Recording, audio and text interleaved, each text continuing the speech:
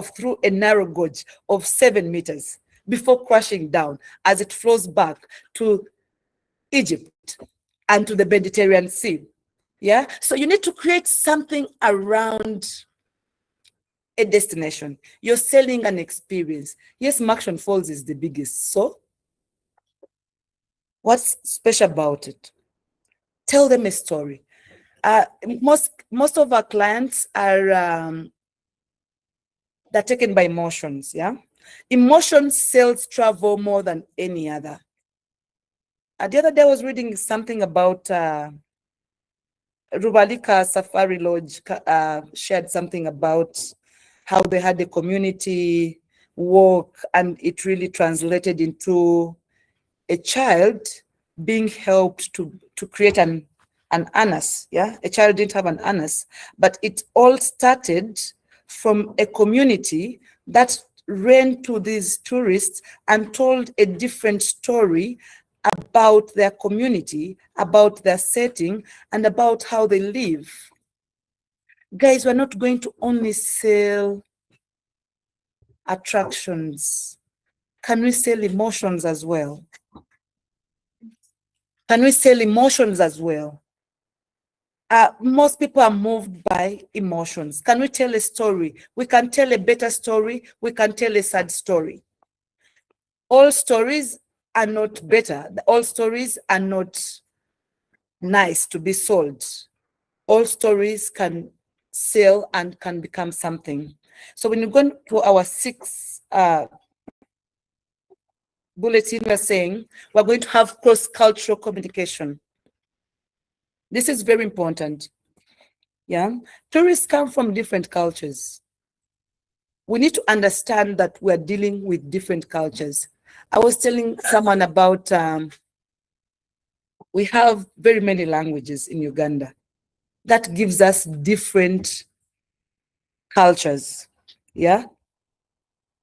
The way we greet in Buganda is not the way we greet in Bunyoro, is not the way we greet in Acholi. It's different. It's the same as how we're dealing with these clients.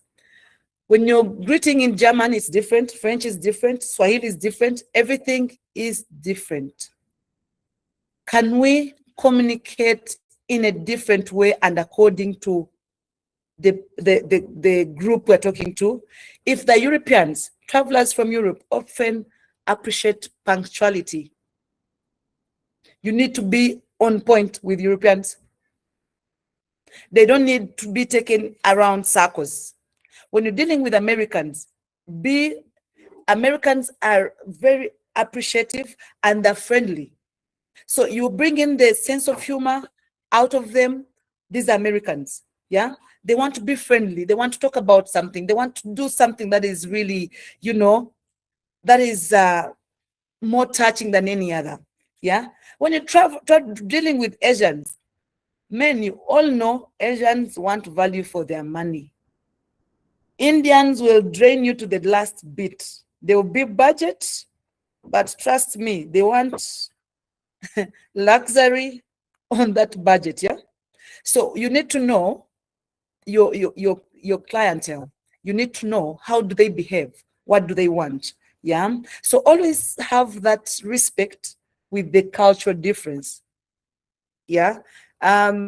We've had Julius, if you remember, we had someone who was talking about halal compliance. I don't know if it was you, Julius. Someone came and told us about halal compliance. If someone is really saying, guys, we earn halal, please be, okay? Let's respect their culture. I understand we have people who want their own meat served well, but we have other people who don't want it. Can we respect these cultures? Can we respect them in their spaces? And can we deliver according to what they want us to have, or what they want to have? Yeah. So there is non-verbal communication. Communication is not about blabbering all the time, talking, sending emails, doing everything. No. there is non-verbal communication. How do you smile when you're speaking to your clients? How do you look at your clients? Eye contact is very, very key. How do you posture yourself? How do you posture yourself? How do you dress? I really appreciate the dress code of tour operators. I really appreciate the dress code of tour operators. You find someone on their stall and they're really dressed in their office uniform. They're really smart. I've seen South Africans take it a bit higher. These guys will have a uniform that is really taking you to a safari. A mere look at them, you're like, I need a safari. I need to go to Kruger right now. How do you express yourself? Guys, when you come to tourism, we need to know that we are the face of what we are selling. We are the face of what we are selling. Facial expressions, you ask someone at the reception, you ask someone, how can you help me on this?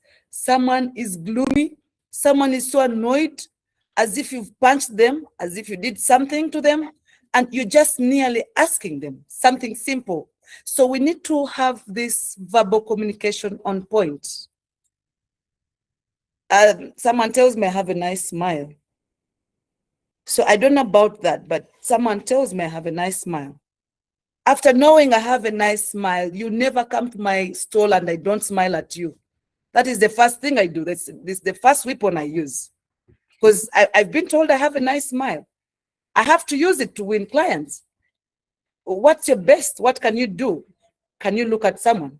Can you posture yourself? Can you use what you can as a tour operator to win a client? So I feel non-verbal communication is also key. So we're going to look at negotiation skills. How do you negotiate a safari? Clients often negotiate prices, but don't simply reduce your prices because someone has said, oh, I have this. And because you want to make a sale, oh, we've been going through a lot as the industry. Ebola came, the war was there before we went into elections, and then there are a series of very many things that have happened to the industry. But just because you've not been working, you're going to simply reduce the price to almost nothing. You don't need to do that. I always tell my people at work that we didn't go to school for nothing. Yeah. And we should not go low because we need to make a killing. We should not always downsell ourselves almost immediately. How about you communicate value to them? Oh, you're very expensive. What is your budget? The price I've really given you is really competitive. And it's coming with this. You really don't need to miss out with this. We were planning to make you a bush breakfast or a lunch to spice up your tour. On your package, if I were you, you really wouldn't miss it. But since you're my first time client, maybe I can reduce for you something. In most cases, don't go down below what you can really take. Yes, you can reduce for them, but try to make it something, like try to create something out of it so that this client also thinks like, oh, wait a minute. So these guys were offering this and that and this. There are those things you don't actually include, but they're actually inclusive on the package, or you're going to offer them. When you tell a client that, oh, I was going to do this on top of that. Could someone please mute Moses? Moses, were you trying to submit something? Ekasana. I think it's coming in just. Let me try. Must have share.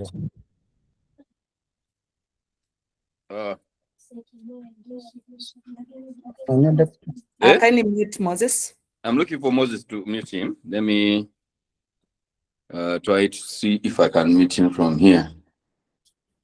Okay, maybe he's trying to submit something. Not really. Um, But you can continue as I look for him here. I'm going to meet him. Okay, so what I'm trying to say, you need to have those inclusions that were not actually mentioned pop up. We were taking you for a cinema after the tour on that price. So you make this client actually guilty that, oh, okay, I think, asking for too much. Let me leave it. Or let me take whatever they're giving me. Yeah, so we need to have better negotiation skills. I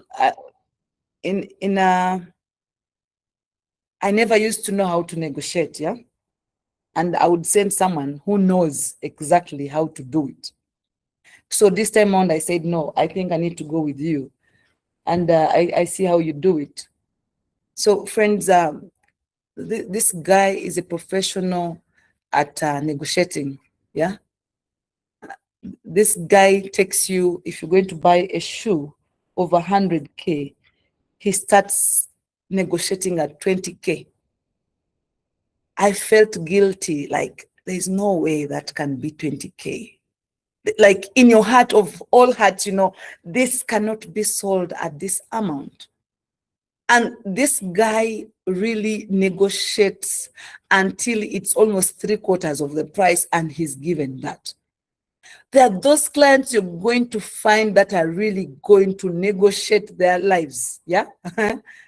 They're going to really take you down. If a safari is $30,000, they'll tell you they have 2K. And you're like, 2,000? Are you for real? Like they take you from all that way to really putting you down. And you're wondering, yeah, someone is mentioning Italians are doing the same. You're wondering, are you being real with your life? Are you being serious with your life? I had an agent, he's from Poland. Guy told me he wanted a tour in Uganda for 12 days. Guys, there were 3 ladies and they had 8K, $8,000. Guys, I'm a bit proud sometimes. I said, no, let that pass. So let's not accept these guys to take us down. Let's have our standards of our limits, how low we can go. We cannot go so low when it comes to prices. You give a better experience to the clients. The next one is saying conflict resolution. In the morning when they said we're going to clean, I woke up in the morning and I'm like, let me just see what are they saying, what is on social media, who is cleaning, who is not cleaning. Someone, when I shared this about this presentation, someone said, tunaba tumaliriza like okulongosa, yeah. I just checked if guys had cleaned. Guys, I saw a communication from a tour operator who was saying someone at Tangi Gate was stopped with tourists from entering because it's a national cleaning day. As a tour operator, how do you stand? How do you resolve that conflict? You have taken your clients. I've seen another one who was stopped at Karuma, nearing Karuma, because it's National Day, National Cleaning Day. As a tour operator, how do you solve your conflicts? First of all, start with home. How do you solve conflicts within yourselves at work? How do you solve conflicts that comes with clients? Guys, we are in this operation. You will never avoid conflict. No. Dealing with humans, there is conflict everywhere, almost all the time. But how do you deal with conflict? Things go wrong. Yes, you're going to have delayed flights. You're going to have a vehicle breakdown. You're going to have bad weather. The lodge is going to overbook and they don't inform you. Only to reach the lodge. Did you book with us? Are you sure you booked with us? What is the name of your company? We've not had your company for a while.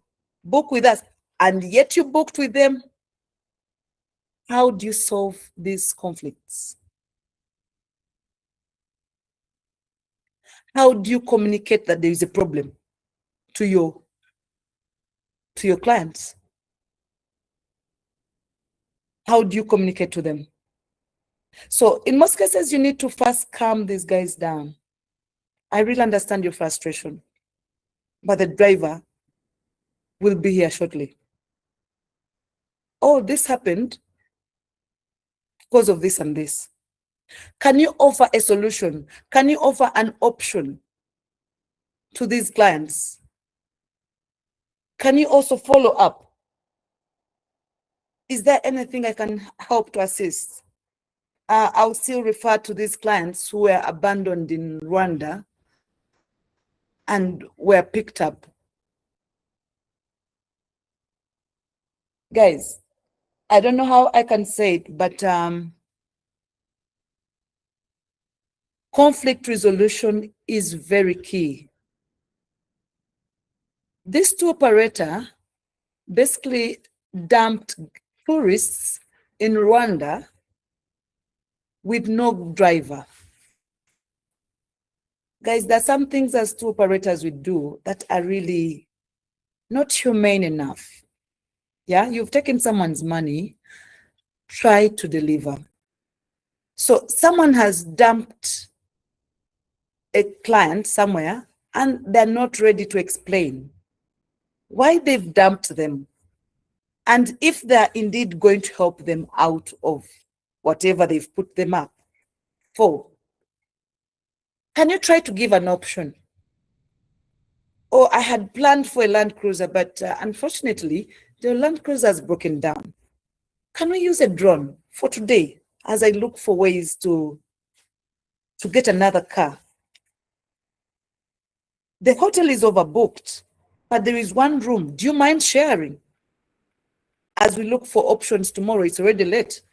Do you mind sharing? I'm very sorry for that, but that won't happen.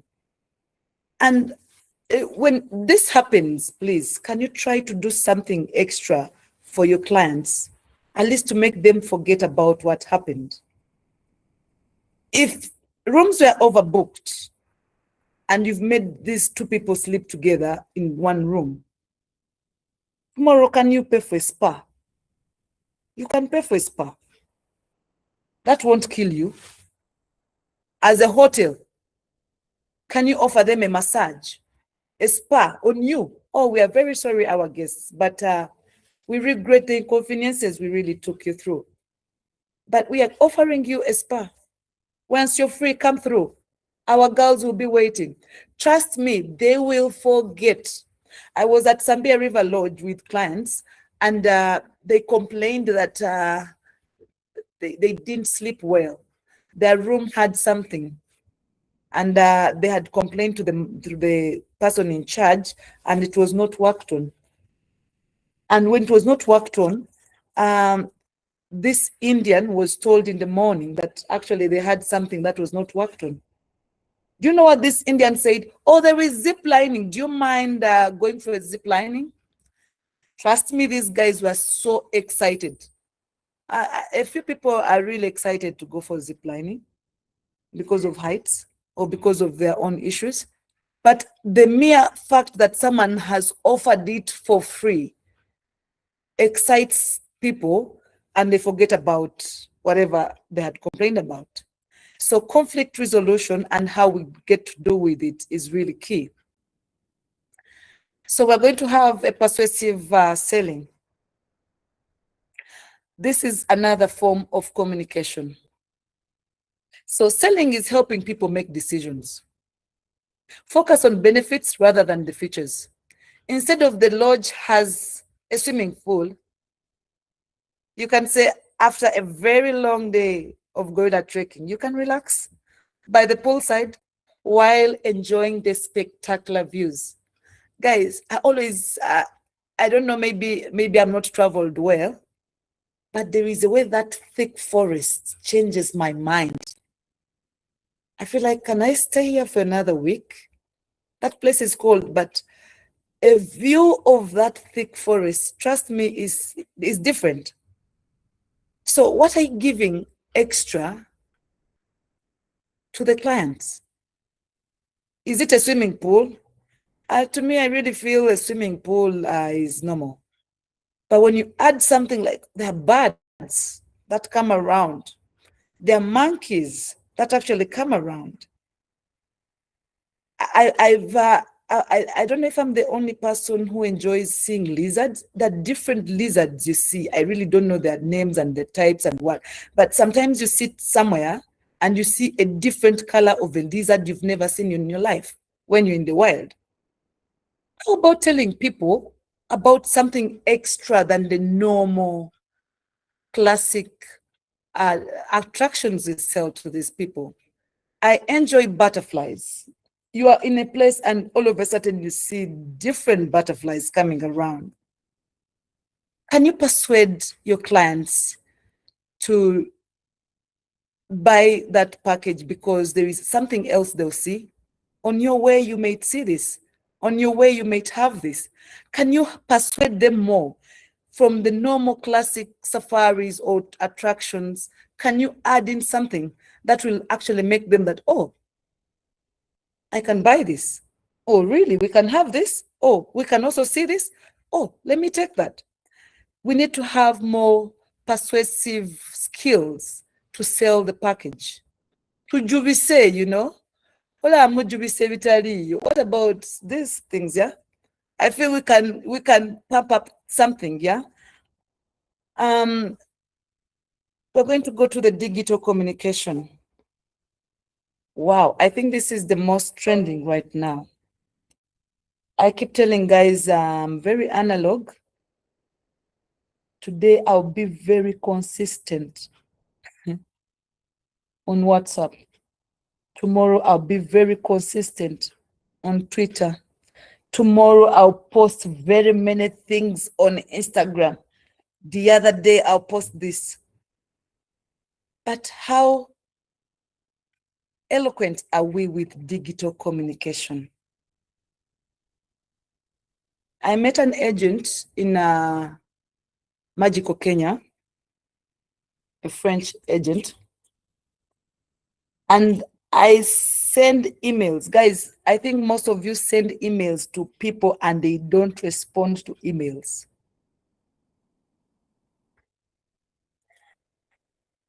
What do you do when a client doesn't respond on their email? What do you do? I met an agent. I'm taking you back to this agent. I met him in Magical Kenya some time back.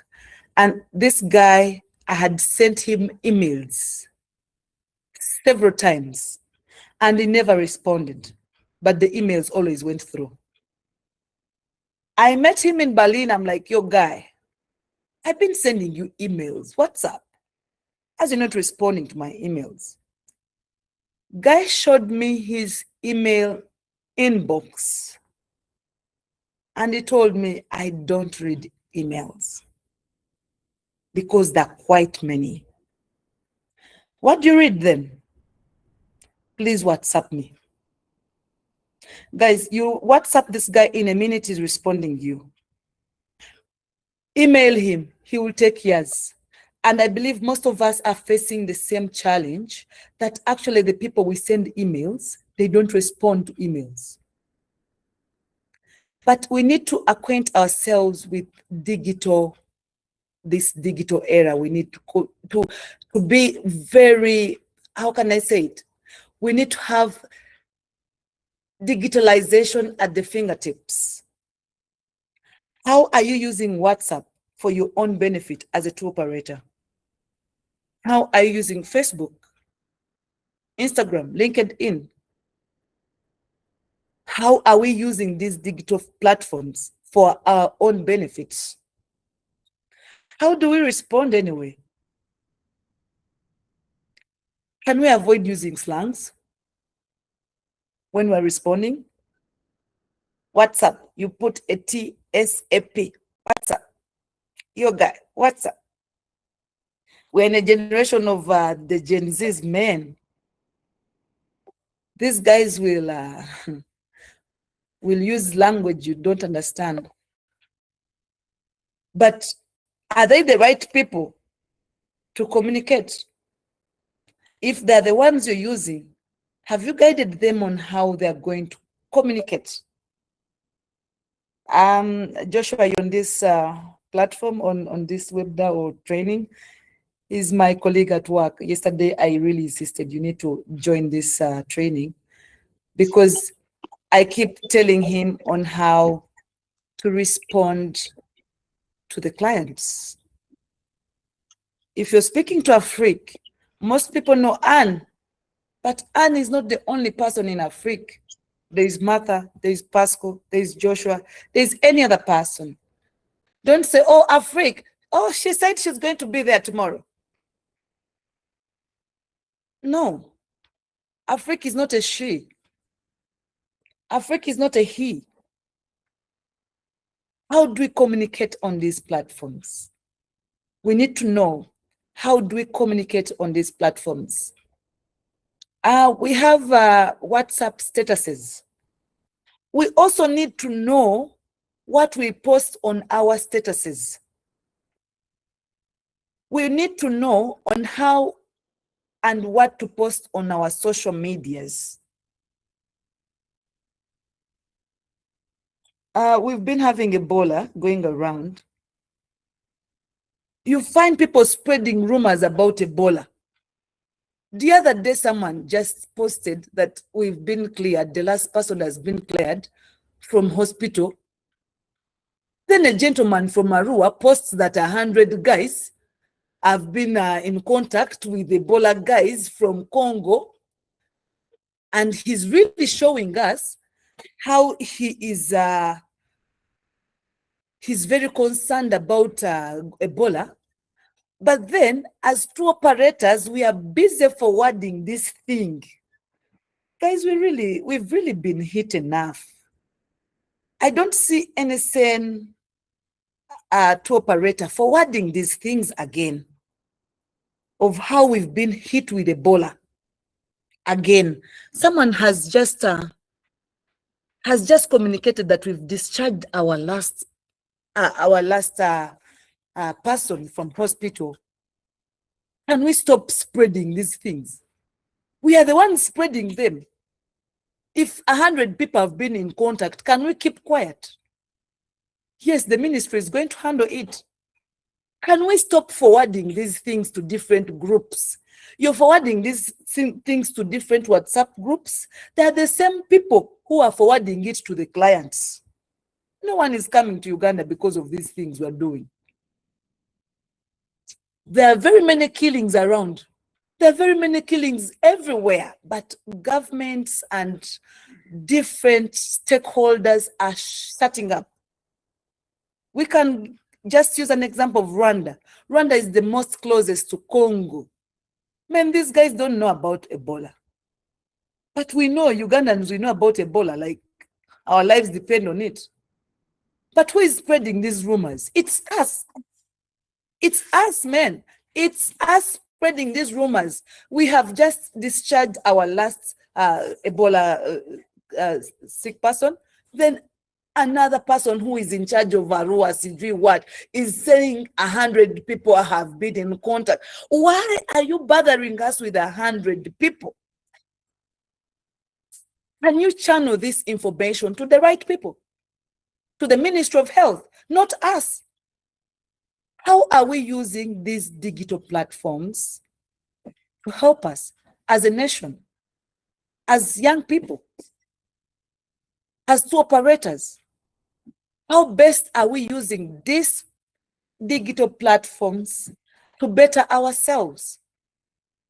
Most of us are picking TikTok things and posting on our statuses.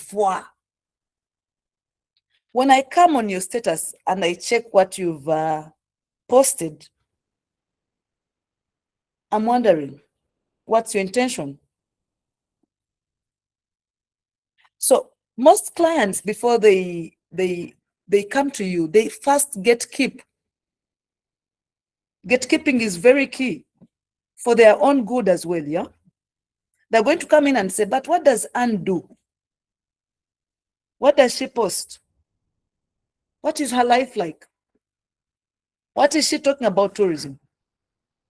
What is she talking about environment? Recently, we had a platform of a training about sustainability. What are you doing about sustainability? Guys, I'm a climate change expert. Most tourists are going that side. Most tourists want something that is sustainable. How are we moving towards that side? We as tour operators, we need to equip ourselves with sustainable approaches. This is the way to go.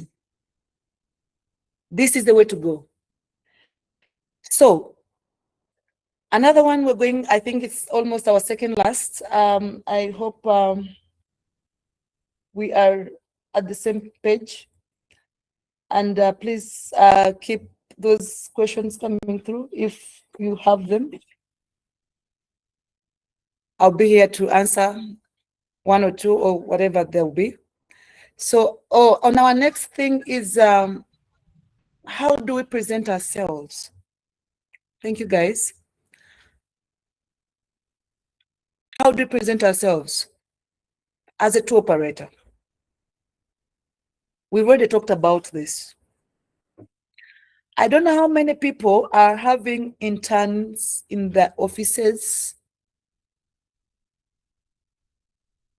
Guys, if you have interns in your offices, don't only teach them how to make a safari booking. Don't only teach them how to use Microsoft. Please teach them how to present themselves. This is very key. Presentation is very key. When I'm going to get a border, I can parade 10 of them. I don't care. I will wait for the one I feel who is clean, who is neat, who has a better border. There are borders you'll find when their motorcycles are rotten, guys. I can never take that border. I can never take it. So I want you to look at yourself as these borders. A client is standing on the roadside, is going to town. How many borders are passing by? Those borders are the tour operators. How many are passing by? There are usually many. I go in the auto group, I find about 300 tour operators, over 300 tour directors, over 300. So you're on the street looking for a border going to town, and every other person is passing by. So it takes a lot. It takes a lot. It's going to come with a price. I'm going to town, you're taking me for 5,000, but someone is offering 3,000. How is their motorcycle? How is it looking like? Is it well kept? Does he have a helmet? You have very many considerations as a person when you're taking this border. It's the same thing the client will have when he's choosing the tour operator he's going to work with. So we have travel agents, we have corporate clients, we have schools, we have people dealing with international buyers, we have exhibitors. But good presenters will always maintain their eye contact, speak confidently, use their visuals, avoid reading slides. Have I been reading slides? I don't remember. I overtalk, I think. Sometimes I forget to read the slides. Yeah, in most cases, because I know what I'm speaking about or what I'm talking about. I always tell someone, I'm a mountain hiker, a very proud one. I've hiked all the mountains in Uganda. I've hiked the highest in Africa. So when I'm selling a mountain, guys, you can never beat me on a mountain. I don't know. You can, even when you wake me up in the morning or whatever time, you can never beat me at selling a mountain. Any mountain in Uganda, any mountain in Kenya, any mountain in Tanzania, you can never beat me. Why? I've practiced this. I've been there myself. I have confidence in a mountain. Wake me up and ask me where Bujuku is. I'll tell you. Wake me up and ask me which vegetation is on Mountain Rwenzori. I'll tell you. Wake me up at any time and ask me what happened. Give me an experience on Kilimanjaro. What happened? I will tell you directly because I know. I have confidence. I've been there. I know. So you're not going to tell me that, oh, which experience will I find on a mountain? And I start blubbering. You're saying you need to be fit. The other day, someone died from there. You're seeing the mountain. You start creating stories. First of all, you're not confident. First of all, you don't know what you're talking about. You need to be confident when you're selling your package. I'll give an example. Back in the years about, okay, I won't speak about the years because we said the years are not really helping when it comes to age. But back in the years, we used to sell Dubai. Yeah, it's true. It's true. Back in the days, we used to sell Dubai as one of Nick Doseka. We used to sell Dubai as one of the destinations that were really, you know, everyone wanted to go to Dubai. You remember that time when someone really wanted to go to Dubai? Ugandans with Dubai. Oh my goodness. I want to go to Dubai. I want to take my family to Dubai. Guys, most people used to sell Dubai when they've never gone to Dubai. And I was part of those guys. I would sell Dubai, yeah? To and fro. I take you and bring you back when I'd never stepped in Dubai. Why? Why would I sell Dubai that way? I knew all the streets in Dubai. And I'd never been in Dubai. But I knew Dubai. I knew Dubai. Why? I first read about Dubai. I read about what people want to see in Dubai. I mastered Dubai. I would sell Dubai with confidence. I even tell you which street you're going to shop at. The day I went to Dubai, I actually realized, okay, you mean to say whatever I was selling was real? So I got to know it better. At any time you woke me up and I'm like, oh, Dubai, you want to go for shopping? You want phones, you go to this street. You want clothes, go to this street. You want this. And I would actually sell it as I would give it like, I would make it an extra for my clients who would go to Dubai. I'm like, oh, I can get you someone to take you shopping. It's an extra. So the more you practice something, someone has just said product knowledge is king. Yeah, that is very true. When you have the knowledge about it, it brings confidence. You speak with confidence about it because you know it. You'll sell better when you have a better presentation. when I talk about presentation, someone will say that, have you seen guys selling you tomatoes that are really bad, but they've packaged them in these vuveras